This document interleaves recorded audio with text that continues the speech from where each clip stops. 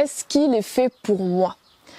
Dans la société actuelle, on a vraiment en fait un problème avec le fait de vraiment trouver le mec pour soi, le travail parfait, on veut pas louper l'opportunité, vraiment la seule et unique opportunité qui va nous faire avoir telle ou telle chose.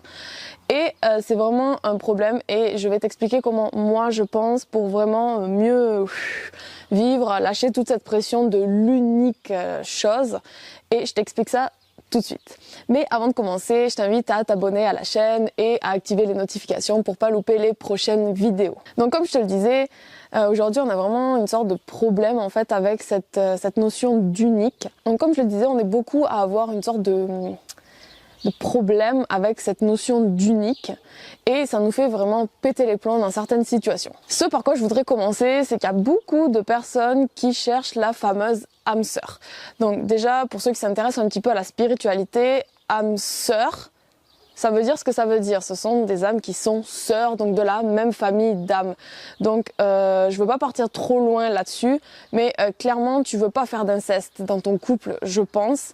Donc il faut arrêter avec cette notion d'âme sœur, de trouver la personne qui nous correspond pour toute la vie, parce que pour moi ça n'existe pas. Après je respecte le choix de tout le monde, mais moi c'est ma façon de penser et j'ai vraiment envie de partager ça avec les personnes qui ont vraiment une sorte d'obsession pour cette histoire d'âme sœur dans le couple. Ensuite, ce que je voudrais aborder, c'est le fait de lâcher cette notion d'unique, de travail unique, de mec unique qu'on va avoir, avec lequel on va être en couple toute notre vie, d'opportunités uniques et qui fait que si on n'a pas ça, en fait, notre vie va être pourrie. Il faut absolument que tu lâches prise avec ça.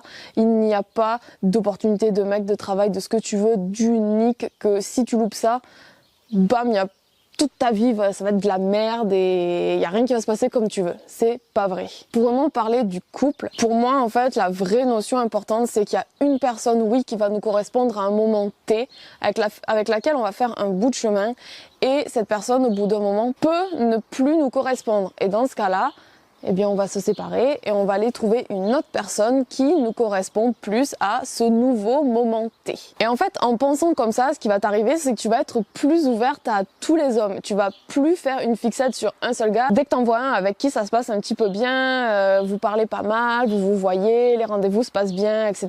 Vous commencez à vous connaître de plus en plus. Tu te dis, ça y est, c'est l'homme parfait pour moi, c'est mon âme sœur et c'est reparti avec tout ça. Tu fais une fixette sur lui, t'as peur de le perdre, tu te dis c'est ce mec là, si je l'ai pas, ma vie est pourrie, je retrouverai jamais personne, etc. Donc en pensant plus détendu qu'il n'y a pas un seul mec qui va te convenir toute ta vie, tu vas être plus ouverte aux autres hommes, tu vas être plus ouverte aux opportunités de rencontrer plein d'autres personnes, plein d'autres mecs, et ça, tu vas voir, tu me remercieras pour ça. Ensuite, comme j'en ai un petit peu parlé rapidement juste avant, tu vas arrêter d'avoir peur de perdre la personne avec qui tu es, parce qu'en fait, tu sais que si tu le perds, c'est qu'il te correspond plus et que, est-ce que tu as suivi? Oui, tu vas pouvoir tu vas pouvoir rencontrer une autre personne qui va plus te correspondre, avec qui tu vas être plus heureuse, avec qui tu vas vivre plus d'expériences, plus de trucs super cool. Bref, n'aie pas peur de perdre la personne avec qui tu es, mais non plus ne la néglige pas, tu vois. Ce que je veux dire, c'est continue à vivre ta vie, continue à avoir des super expériences avec cette personne avec qui tu es actuellement si tu es en couple ou si tu es en train de découvrir une personne pour prochainement être en couple ou quoi. Et par contre, n'aie pas peur de la perdre, mais profite de tous les moments que tu as avec elle. Et voilà, dis-toi que si jamais t'es plus avec elle, c'est parce que cette personne ne te correspond plus et que t'as pas envie de souffrir. Donc c'est la bonne décision à prendre si c'est ce que tu ressens au fond de toi, de ne plus être avec. Et dis-toi que tu vas avoir de nouvelles opportunités qui vont s'offrir à toi. Cinquième et dernier point avec lequel j'aimerais donc répondre à la question est-ce que c'est le bon mec pour moi, c'est vraiment, tu le sens. Tu le sens au fond de toi si c'est la bonne personne.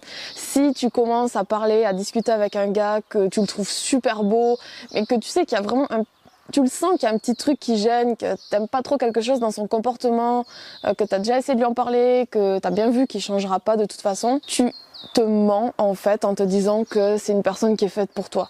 Tu le sais au fond de toi, mais tu continues à aller vers la mauvaise personne. Et inversement, quand t'es avec la bonne personne, tu le sens également. J'espère avoir apporté tous les éléments de réponse à cette question.